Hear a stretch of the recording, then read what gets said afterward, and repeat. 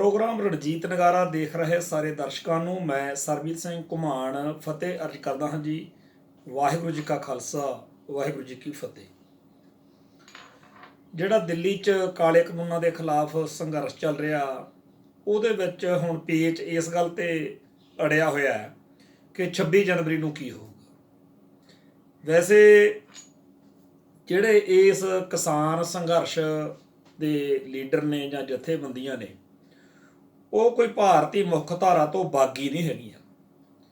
ਉਹ ਉਸੇ ਤਿਰੰਗੇ ਨੂੰ ਜਾਂ ਉਸੇ ਸੰਵਿਧਾਨ ਨੂੰ ਪ੍ਰਣਾਈਆਂ ਹੋਈਆਂ ਨੇ ਜਿਹਦੀ ਭਾਰਤੀ ਮੁੱਖ ਧਾਰਾ ਨਾਲ ਪ੍ਰਣਾਈਆਂ ਹੋਈਆਂ ਹੋਰਨਾਂ ਧਿਰਾਂ ਨਾਲ ਸਾਂਝ ਆ।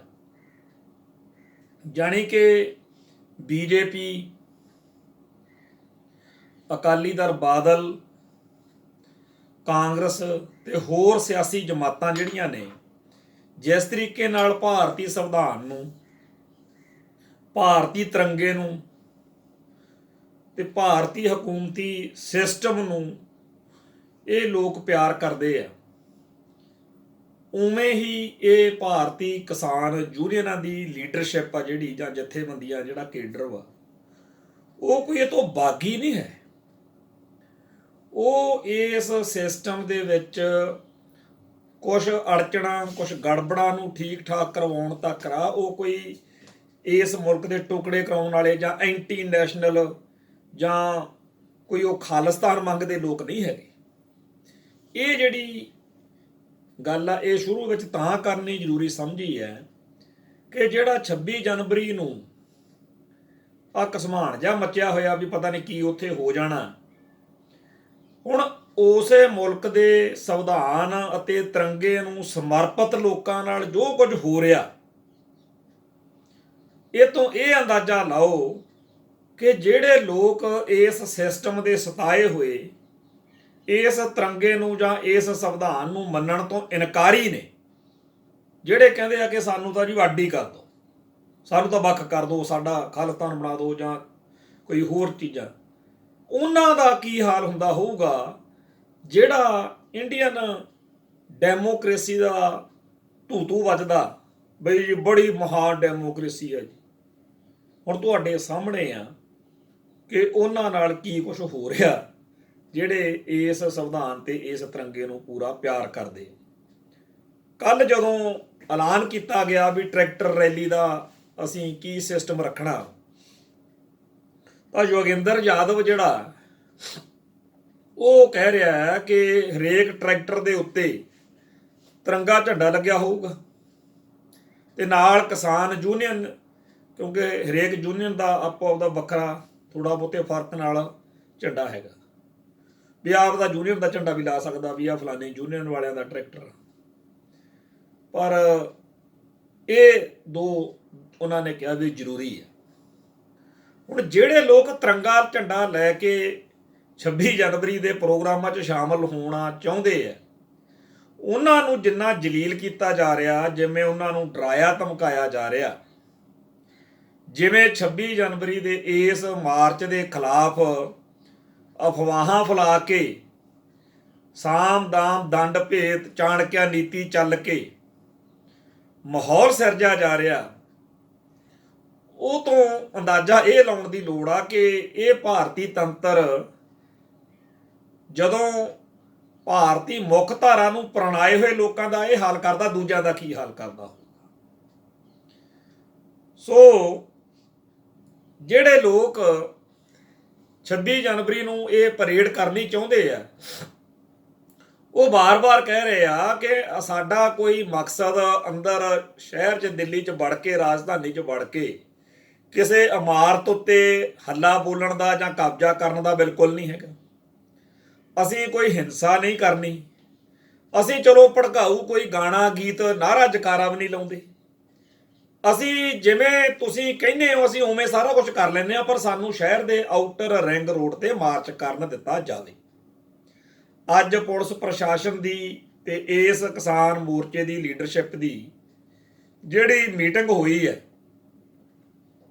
ਉਹਦੇ ਵਿੱਚ ਜਿਹੜੀ ਵੀ ਗੱਲ ਇਹਨਾਂ ਕਿਸਾਨ ਆਗੂਆਂ ਨੇ ਕਹੀ ਕਿ ਸਾਨੂੰ ਦੱਸੋ, ਅਸੀਂ ਸੌਖੇ ਤੋਂ ਸੌਖੇ ਤੁਹਾਨੂੰ ਦੱਸ ਦਿੰਦੇ ਹਾਂ ਵੀ ਐਂ ਕਰਕੇ ਅਸੀਂ ਇਹ ਮਾਰਚ ਕਰਨਾ, ਅਸੀਂ ਕੋਈ ਵੀ ਗਲਤ ਗੱਲ ਨਹੀਂ ਕਰਾਂਗੇ।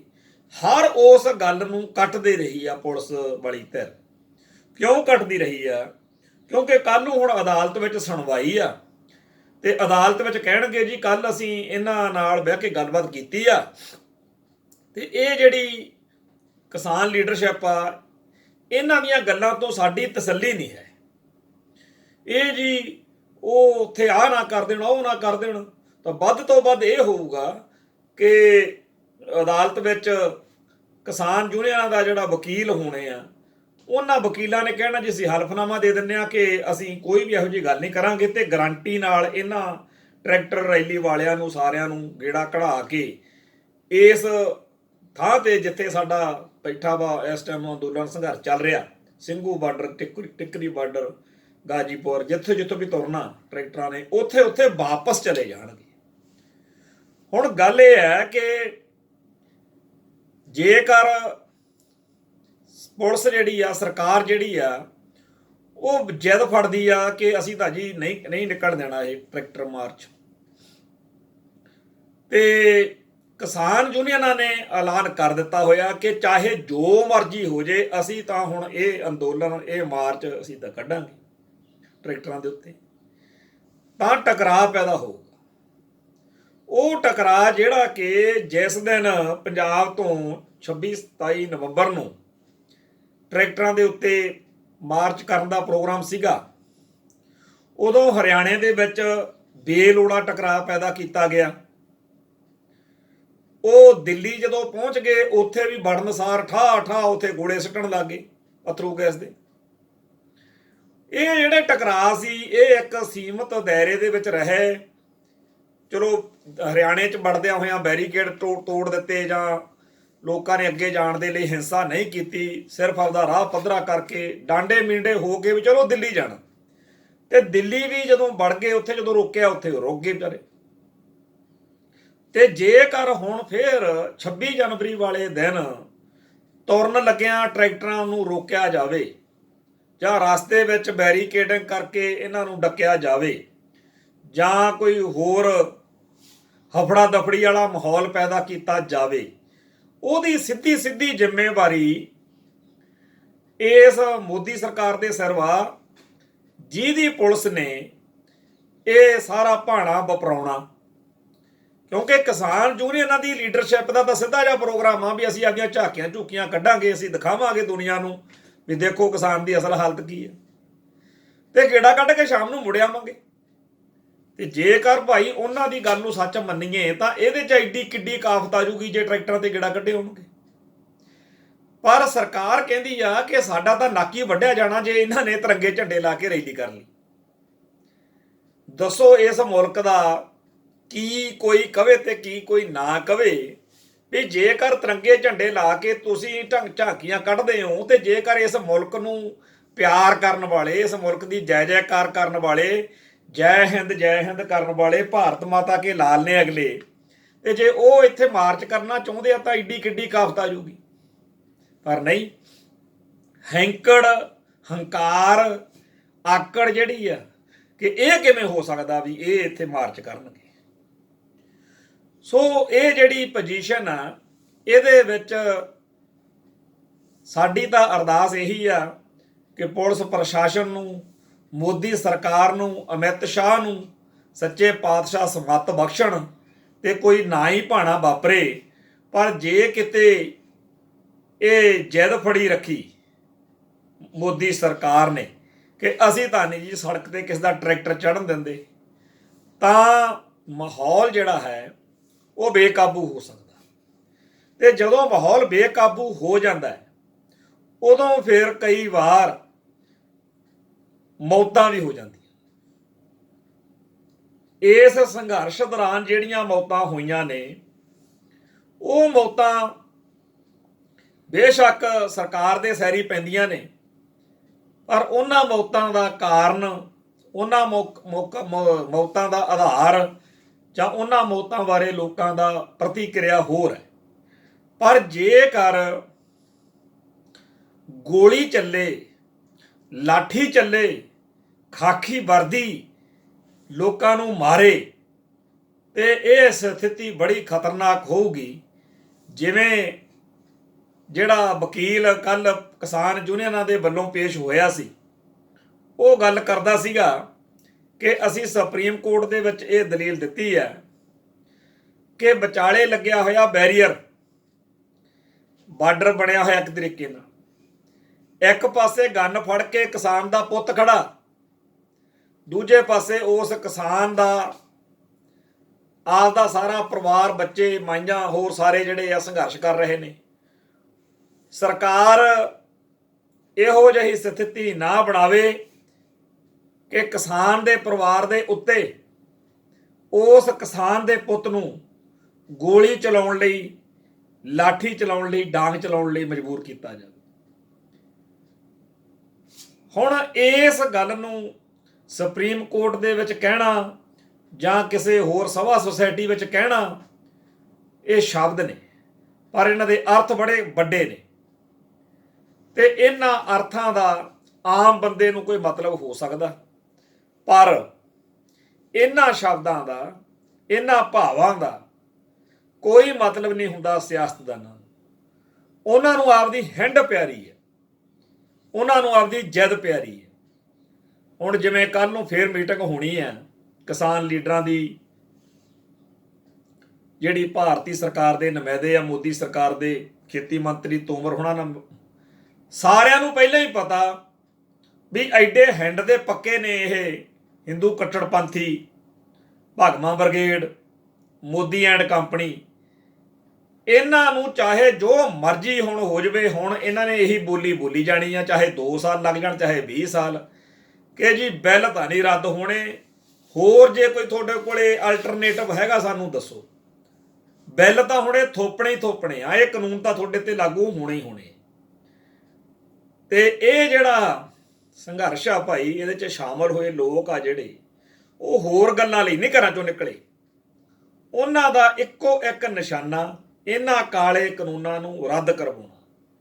ਤੇ ਇਹ ਕਾਲੇ ਕਾਨੂੰਨ ਜੇਕਰ ਰੱਦ ਨਹੀਂ ਹੁੰਦੇ ਤਾਂ ਇਹ ਲੋਕ ਘਰਾਂ ਨੂੰ ਮੁੜਨ ਜੋਗੇ ਵੀ ਨਹੀਂ।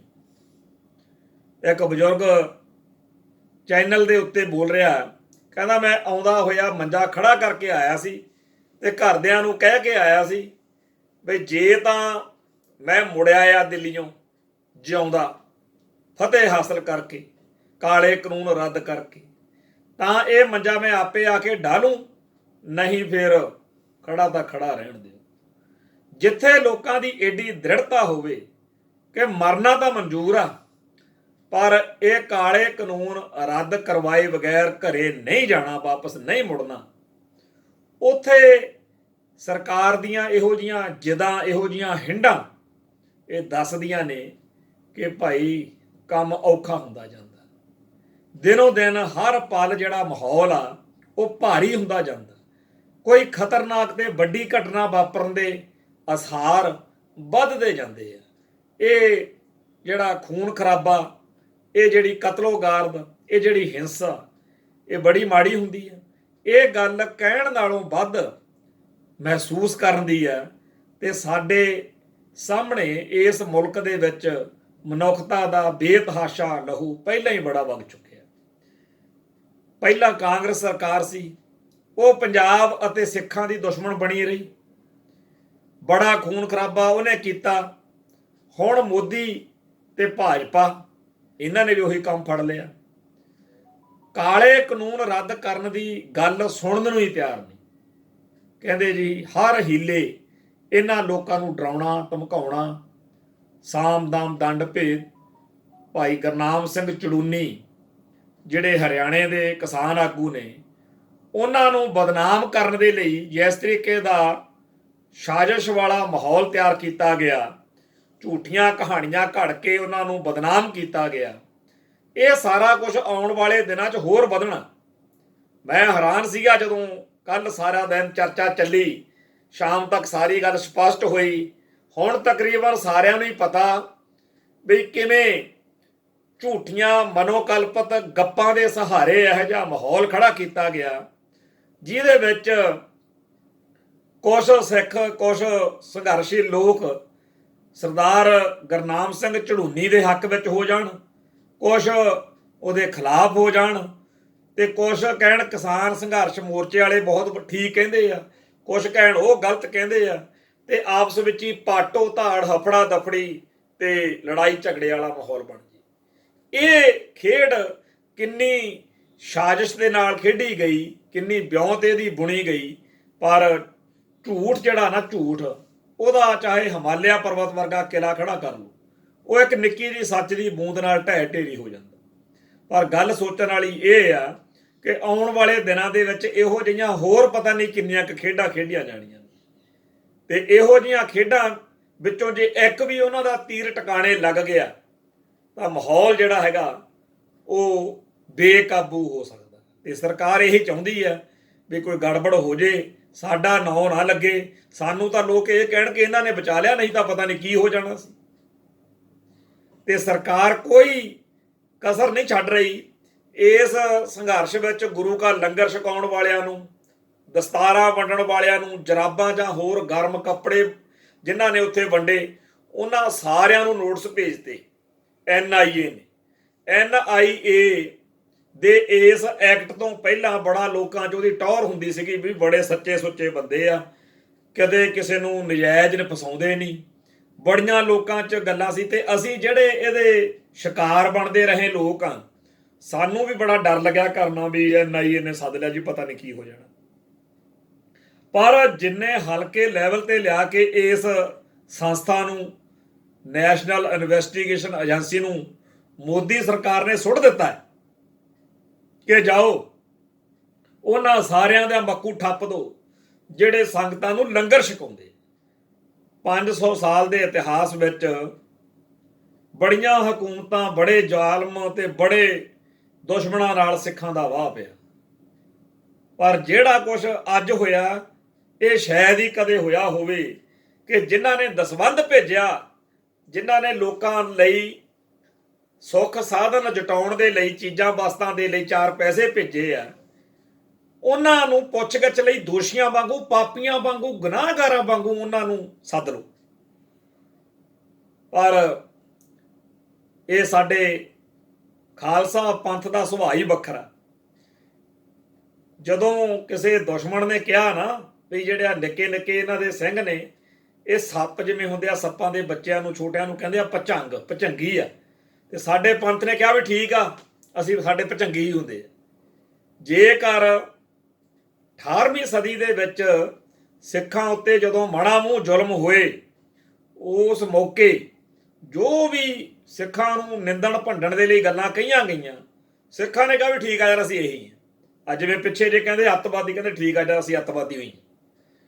ਹੁਣ ਆ ਜਿਹੜਾ NIA ਰਾਹੀਂ ਇਹਨਾਂ ਨੇ ਸੱਪ ਕੱਢਿਆ, ਹੁਣ ਤਾਂ ਇਹ ਹੋ ਗਿਆ ਵੀ ਲੋਕਾਂ ਦੇ ਵਿੱਚ ਜਿਹੜੇ ਪੰਥਦਰਦੀ ਨੇ, ਇੰਨੀ ਜ਼ਿਆਦਾ ਉਹਨਾਂ ਦੀ ਬੱਲੇ ਬੱਲੇ, ਇੰਨੀ ਜ਼ਿਆਦਾ ਹਮਦਰਦੀ, ਇੰਨਾ ਜ਼ਿਆਦਾ ਉਹਨਾਂ ਪ੍ਰਤੀ ਲੋਕਾਂ ਦੇ ਵਿੱਚ ਪਿਆਰ ਆ। ਜਿਨ੍ਹਾਂ ਨੂੰ ਸੱਦਿਆ NIA ਨੇ, ਜਿਨ੍ਹਾਂ ਨੂੰ ਨਹੀਂ ਸੱਦਿਆ ਉਹ ਸਗਾ ਤੇ ਕਹਿੰਦੇ ਆ ਸਾਨੂੰ ਪਤਾ ਨਹੀਂ ਕਾਹਤੋਂ ਨਹੀਂ ਸੱਦਿਆ। ਲੋਕਾਂ ਨੂੰ ਮਤਲਬ ਇਹਦੀ ਦਹਿਸ਼ਤ, ਇਹਦਾ ਟੈਰਰ ਜਿਹੜਾ ਪਾਉਣਾ ਚਾਹੁੰਦੇ ਸੀ, ਉਹ ਬਿਲਕੁਲ ਖਤਮ। ਲੋਕਾਂ ਦੇ ਮਨਾਂ ਦੇ ਵਿੱਚ NIA ਦੇ ਇਸ ਸਮਨਿੰਗ ਦਾ ਕੋਈ ਅਸਰ ਨਹੀਂ, ਕਿਉਂਕਿ ਅਗਲੇ ਠੋਕ ਵਜਾ ਕੇ ਦੱਸਣ ਜੋਗੇ ਆ ਕਿ ਭਾਈ ਮੇਰੇ ਚਾਚੇ ਨੇ ਜਾਂ ਮੇਰੇ ਭੂਆ ਦੇ ਮੁੰਡੇ ਨੇ ਮੈਨੂੰ ਪੈਸੇ ਭੇਜੇ ਸੀ ਤੇ ਉਹਦੇ ਨਾਲ ਆਹ ਲੰਗਰ ਲਾਇਆ ਜਾਂ ਇੱਥੇ ਆ ਖਰਚੇ ਆ।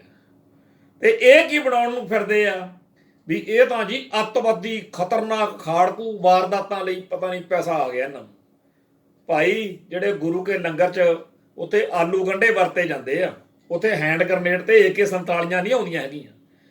ਕੋਈ ਗੱਲ ਉੱਥੇ ਇਹੋ ਜਿਹੀ ਹੈ ਹੀ ਨਹੀਂ ਜਿਹਦੀ ਕਰਕੇ NIA ਨੂੰ ਬਿਪਤਾ ਪਾਈ ਜਾਵੇ। ਜੇਕਰ NIA ਵਾਲੇ ਇਹ ਘਰਾਂ 'ਚ ਜਦੋਂ ਆਪਦੇ ਜਾਂਦੇ ਹੋਣੇ ਆ ਨਾ ਹੱਥਣ ਨੂੰ, ਇਹਨਾਂ ਦੇ ਟੱਬਰ, ਇਹਨਾਂ ਦੀਆਂ ਜਨਾਨੀਆਂ, ਇਹਨਾਂ ਦੇ ਨਿਆਣੇ, ਉਹ ਵੀ ਤਾਂ ਸਾਰਾ ਕੁਛ ਆ ਮੀਡੀਆ ਰਾਹੀਂ, ਸੋਸ਼ਲ ਮੀਡੀਆ ਉੱਤੇ ਸਾਰਾ ਸੱਚ ਆ ਰਿਹਾ, ਇਹਦੇ ਰਾਹੀਂ ਦੇਖਦੇ ਹੀ ਹੋਣੇ ਆ।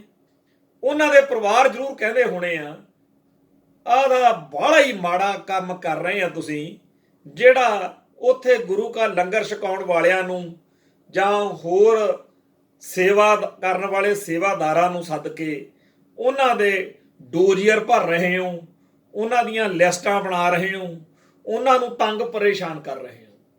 ਤੇ ਜਿਹੜੇ NIA ਵਾਲੇ ਜਾਗਦੀ ਜ਼ਮੀਰ ਵਾਲੇ ਹੋਣਗੇ ਉਹ ਵੀ ਲਾਜ਼ਮੀ ਘਰਦਿਆਂ ਨੂੰ ਕਹਿੰਦੇ ਹੋਣਗੇ, ਸਾਡਾ ਕਿਹੜਾ ਦਿਲ ਕਰਦਾ ਇਹਨਾਂ ਭੋਲੇ ਭਾਲੇ ਜੇ ਗੁਰਸਿੱਖਾਂ ਨੂੰ, ਜਿਹੜੇ ਵਿਚਾਰੇ ਬਹੁਤ ਹੀ ਜ਼ਿਆਦਾ ਸਿੱਧੇ ਸਾਧੇ ਜਿਹੇ ਨੇ, ਜਿਹੜੀ ਗੱਲ ਪੁੱਛਦੇ ਆ ਠਾਹ ਦੇਣੇ ਸਾਫ਼-ਸਾਫ਼ ਦੱਸੀ ਜਾਂਦੇ ਆ। ਸਾਨੂੰ ਕਿਹੜਾ ਜੀ ਕਰਦਾ ਇਹਨਾਂ ਨੂੰ ਪਰੇਸ਼ਾਨ ਕਰਨ ਨੂੰ, ਪਰ ਅਮਿਤ ਸ਼ਾਹ, ਡੋਭਾਲ ਤੇ ਮੋਦੀ ਸਾਹਿਬ ਵਰਗਿਆਂ ਦੀਆਂ ਕਰਤੂਤਾਂ ਸਾਨੂੰ ਭੁਗਤਣੀਆਂ ਪੈ ਰਹੀਆਂ ਨੇ ਤੇ ਲੋਕਾਂ ਦੇ ਵਿੱਚ ਅਸੀਂ ਮਾੜੇ ਵੱਜ ਰਹੇ ਹਾਂ। ਸੋ ਇਸ ਮੌਕੇ NIA ਨੇ ਜਿੰਨੇ ਪੰਜਾਬ ਦੇ ਵਿੱਚੋਂ ਸਿੱਖ ਨੌਜਵਾਨਾਂ ਨੂੰ ਸੱਦ ਕੇ ਇਹਨਾਂ ਨੂੰ ਚੋਟੀ ਦੇ ਖਾੜਕੂ, ਖਾਲਿਸਤਾਨੀ ਤੇ ਹੋਰ ਪਤਾ ਨਹੀਂ ਕੀ ਕੁਛ ਇਹਨਾਂ ਨੂੰ ਕਿਹਾ ਤੇ ਇਹਨਾਂ ਨੂੰ ਇੱਕ ਦਹਿਸ਼ਤਗਰਦ ਵਾਂਗੂ ਬਦਨਾਮ ਕਰਨ। ਅਸਲ ਵਿੱਚ ਕੀ ਆ ਮਕਸਦ? ਕਿ ਲੋਕ ਡਰ ਜਾਣ, ਲੋਕਾਂ ਵਿੱਚ ਦਹਿਸ਼ਤ ਪੈਦਾ ਹੋ ਜਾਵੇ। ਗੱਲ ਇਹ ਹੈ ਕਿ ਮੋਦੀ ਸਰਕਾਰ ਕਹਿੰਦੀ ਹੈ ਕਿ ਹਰ ਉਹ ਰਾਹ ਜਿਹੜਾ ਇਸ ਸੰਘਰਸ਼ ਨੂੰ ਮਜ਼ਬੂਤੀ ਦਿੰਦਾ, ਜਿਹਦੇ ਨਾਲ ਲੋਕਾਂ ਦੇ ਮਨਾਂ ਵਿੱਚ ਇਸ ਸੰਘਰਸ਼ ਪ੍ਰਤੀ ਹਮਦਰਦੀ ਵੱਧਦੀ ਹੈ, ਅਸੀਂ ਉਹ ਸਾਰੇ ਰਾਹ ਬੰਦ ਕਰ ਦਿਆਂਗੇ। ਪਰ ਇਦਾਂ ਕਦੇ ਹੁੰਦਾ ਨਹੀਂ। ਤੁਹਾਡੀ ਹਰ ਹਰਕਤ ਦੇ ਨਾਲ, ਸਰਕਾਰ ਦੀ ਹਰ ਘਿਨਾਉਣੀ ਹਰਕਤ ਦੇ ਨਾਲ, ਜ਼ੁਲਮ ਦੇ ਨਾਲ ਲੋਕਾਂ ਦੇ ਵਿੱਚ ਜੋਸ਼ ਵੀ ਵੱਧਦਾ ਤੇ ਰੋਸ ਵੀ ਵੱਧਦਾ। ਜਿਵੇਂ ਸੰਤਰਾਮ ਉਦਾਸੀ ਦੀ ਕਵਿਤਾ ਨਾ, ਬਈ ਅਜੇ ਕੀ ਹੈ ਸਾਡੇ ਪੰਖੇਰੂਆਂ ਦਾ, ਅਸੀਂ ਦੱਸਾਂਗੇ ਜਦੋਂ ਵੀ ਟਹਿਲਰਾਂਗੇ, ਅਸੀਂ ਗੱਭਰੂ ਤੂਤ ਦੀ ਛਿਟੀ ਵਰਗੇ, ਜਿੰਨਾ ਛਾਂਗਣਗੇ ਓਨਾ ਹੀ ਫੈਲਰਾਂਗੇ। ਜਿੰਨਾ ਛਾਂਗਣਗੇ ਓਨਾ ਹੀ ਫੈਲਰਾਂਗੇ, ਮਤਲਬ ਜਿੰਨਾ ਜ਼ੁਲਮ ਕਰੋਗੇ, ਜਿੰਨਾ ਜ਼ਬਰ ਕਰੋਗੇ, ਜਿੰਨੀ ਵੈਰੀ ਅੱਤ ਚੱਕਣੀ, ਓਨਾ ਹੀ ਜਿਹੜਾ ਹੈਗਾ ਸਿਦਕਾਂ ਨੇ ਭੱਕਣਾ। ਤੋ ਇਹ ਜਿਹੜੀ ਸਬਰ ਸਿਦਕ ਦੀ ਸੰਤੋਖ ਦੀ ਲੜਾਈ ਹੈ, ਇਹਦੇ ਵਿੱਚ ਜ਼ੁਲਮ ਜਿਹੜੇ ਨੇ ਉਹ ਤੋੜ ਨਹੀਂ ਸਕਦੇ। ਜ਼ਬਰ ਕਦੇ ਕਿਸੇ ਨੂੰ ਝੁਕਾ ਨਹੀਂ ਸਕਦਾ। ਜ਼ਬਰ ਦੇ ਨਾਲ ਸਾਡੀ ਧਰਤੀ ਦੇ ਸੂਰਮੇ ਹੋਰ ਜ਼ਿਆਦਾ ਦ੍ਰਿੜਤਾ ਦੇ ਨਾਲ, ਹੋਰ ਜ਼ਿਆਦਾ ਪਰਪੱਕ ਹੋ ਕੇ ਪ੍ਰਤੀਕਿਰਿਆ ਕਰਦੇ। ਅੱਜ ਸ਼ਿਮਲੇ ਦੀ ਇੱਕ ਗੱਲ ਹੈ ਕਿ ਉੱਥੇ 3 ਜਿਹੜੇ ਸਿੰਘ ਸੀਗੇ, ਉਹ ਅਜੇ ਉੱਥੇ ਪਹੁੰਚੇ, ਉਹਨਾਂ ਨੇ ਆਪਦੀ ਲੋਕਾਂ ਦੇ ਵਿੱਚ ਗੱਲ ਰੱਖਣੀ ਸੀ। ਕਹਿੰਦੇ ਆ ਵੀ 144 ਲੱਗੀ ਹੈ। 144 4 ਬੰਦਿਆਂ ਦੇ, 4 ਤੋਂ ਵੱਧ ਬੰਦਿਆਂ ਦੇ ਇਕੱਠੇ ਹੋਣ ਤੇ ਗੱਲ ਬਣਦੀ ਆ ਉਹਨਾਂ ਦੀ, ਪਰ ਉਹਦਾ 3 ਜਣੇ ਸੀ ਤੇ ਅਜੇ ਖੜੇ ਸੀ, ਅਜੇ ਕੋਈ ਗੱਲ ਵੀ ਨਹੀਂ ਉਹਨਾਂ ਨੇ ਮਾੜੀ ਚੰਗੀ ਕੀਤੀ ਸੀ। ਉਹਨਾਂ ਨੂੰ ਧੂ ਕੇ ਜਿਸ ਤਰੀਕੇ ਨਾਲ ਲੈ ਕੇ ਗਏ ਆ ਦੁਪਹਿਰ ਮੌਕੇ, ਜਿਹੜਾ ਸ਼ਿਮਲੇ ਦੇ ਵਿੱਚ ਵੀਡੀਓ ਜਦੋਂ ਆਈ ਹੈ, ਮੀਡੀਆ ਵਾਲਿਆਂ ਦੀ ਪਰਵਾਹ ਨਹੀਂ ਕੀਤੀ, ਹਰ ਤਰੀਕੇ ਨਾਲ ਧੱਕੇਸ਼ਾਹੀ ਉੱਥੇ ਹੋਈ। ਇਹਨਾਂ ਨੂੰ ਲੱਗਦਾ ਹੋਣਾ ਅਸੀਂ ਤਿੰਨਾਂ ਦਾ ਧੂ ਘੜੀਸ ਜਾ ਕਰਕੇ ਇੱਥੇ ਪਤਾ ਨਹੀਂ ਕਿੱਡਾ ਕੱਦੂ 'ਚ ਤੀਰ ਮਾਰ ਲਿਆ, ਪਰ ਉਹ ਭੁੱਲ ਰਹੇ ਆ, ਉਹ ਪੁਲਿਸ ਮੁਲਾਜ਼ਮ ਜਾਂ ਉੱਥੋਂ ਦੇ ਹਾਕਮ ਜਿਹੜੇ ਨੇ, ਜਿਹੜੇ ਅਫਸਰਾਂ ਨੇ ਇਹ ਕਿਹਾ ਬਈ ਇਹ ਤੁਸੀਂ ਹੁਣ ਇੱਕ ਪੰਗਾ ਛੇੜ ਲਿਆ, ਕਿਉਂਕਿ ਇਹ ਲੋਕ ਤਾਂ ਹੁਣ ਲਗਾਤਾਰ ਉੱਥੇ ਦਿਖਾਉਣਗੇ ਕਿ ਤੂੰ ਸਾਨੂੰ ਰੋਕਦਾ ਹੈ ਨਾ, ਲੈ ਅਸੀਂ ਇੱਥੇ ਕਰਕੇ ਦਿਖਾਉਂਦੇ। ਤੇ ਫਿਰ ਜਿਹੋ ਜਿਹੀ ਜੈਦ ਜਦਈਆ ਦਿੱਲੀ 'ਚ ਚੱਲ ਰਿਹਾ, ਉਹ ਜਿਹਾ ਸ਼ਿਮਲੇ ਚੱਲ ਪੂ। ਇਹ ਜਿਹੜਾ ਜ਼ਬਰ ਵਾ, ਇਹ ਜਿਹੜਾ ਜ਼ੁਲਮ ਆ, ਇਹਦੇ ਨਾਲ ਟੱਕਰ ਲੈਣ ਦਾ ਸਿੱਖਾਂ ਨੂੰ, ਪੰਜਾਬੀਆਂ ਨੂੰ ਇੱਕ ਖਾਸ ਤਰ੍ਹਾਂ ਦਾ ਸਵਾਦ ਆਉਂਦਾ। ਜ਼ੁਲਮ ਦੇ ਸਾਹਮਣੇ ਝੁਕ ਕੇ ਸਦਾ ਲਈ ਮਰ ਜਾਣ ਨਾਲੋਂ ਜ਼ੁਲਮ ਨਾਲ ਟੱਕਰ ਲੈ ਕੇ ਮਰਨਾ, ਸਦਾ ਲਈ ਜਿਉਂਦੇ ਰਹਿਣ ਦਾ ਵੱਲ ਜਿਹੜਾ ਹੈਗਾ ਉਹ ਇਹਦੇ ਵਿੱਚ ਆਉਂਦਾ।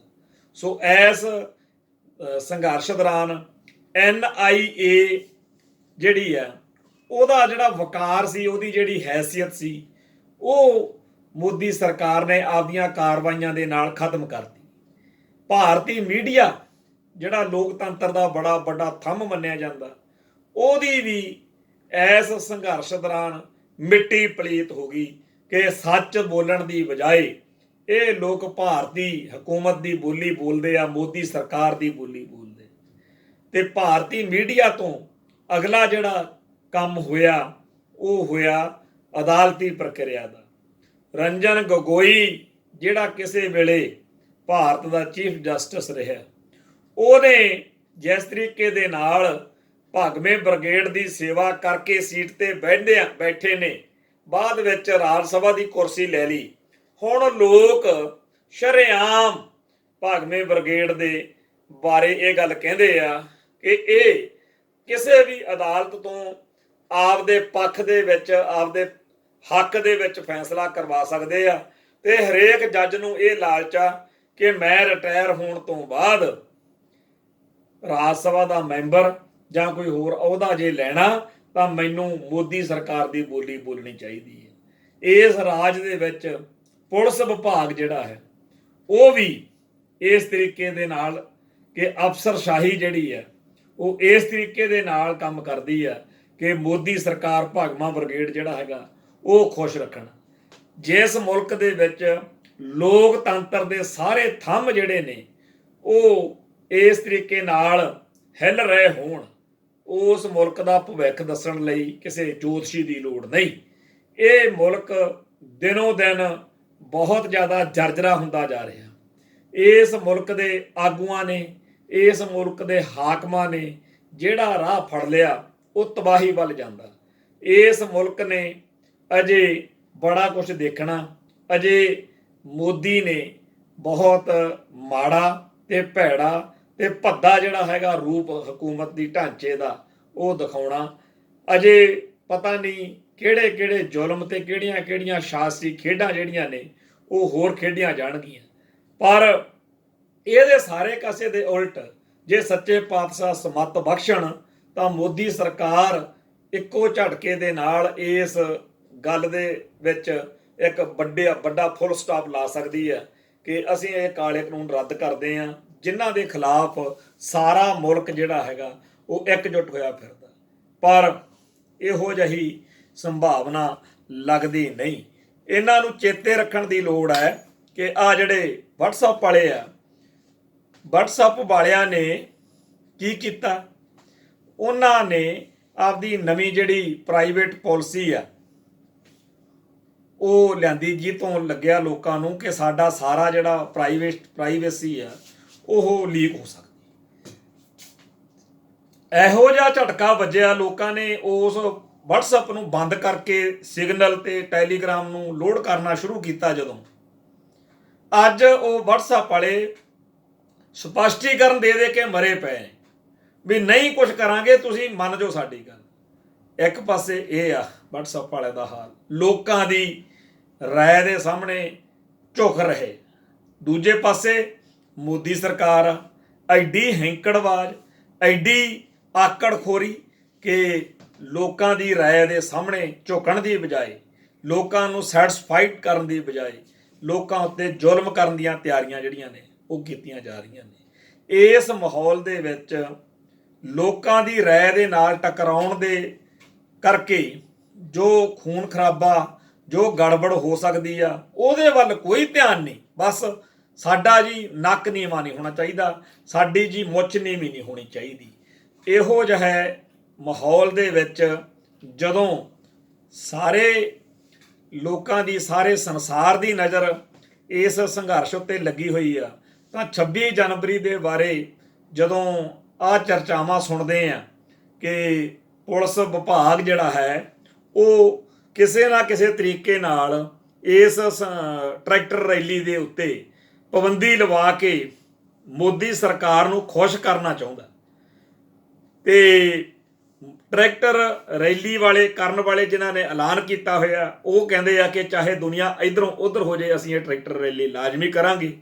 ਸੋ ਇਹੋ ਜਿਹੇ ਮਾਹੌਲ ਦੇ ਵਿੱਚ ਸਥਿਤੀ ਕਿਸੇ ਵੀ ਪਲ ਹੱਥੋਂ ਨਿਕਲ ਸਕਦੀ ਹੈ। ਅਸੀਂ ਤਾਂ ਸੱਚੇ ਪਾਤਸ਼ਾਹ ਦੇ ਚਰਨਾਂ 'ਚ ਅਰਦਾਸ ਹੀ ਕਰਾਂਗੇ ਕਿ ਸਾਰਾ ਕੁਝ ਸੁੱਖ ਸ਼ਾਂਤੀ ਨਾਲ ਨਿਬੜ ਜਾਵੇ। ਕੱਲ ਫਿਰ ਮਿਲਾਂਗੇ। ਨਾਨਕ ਨਾਮ ਚੜ੍ਹਦੀ ਕਲਾ, ਤੇਰੇ ਪਾਣੇ ਸਰਬੱਤ ਦਾ ਭਲਾ। ਵਾਹਿਗੁਰੂ ਜੀ ਕਾ ਖਾਲਸਾ, ਵਾਹਿਗੁਰੂ ਜੀ ਕੀ ਫਤਿਹ।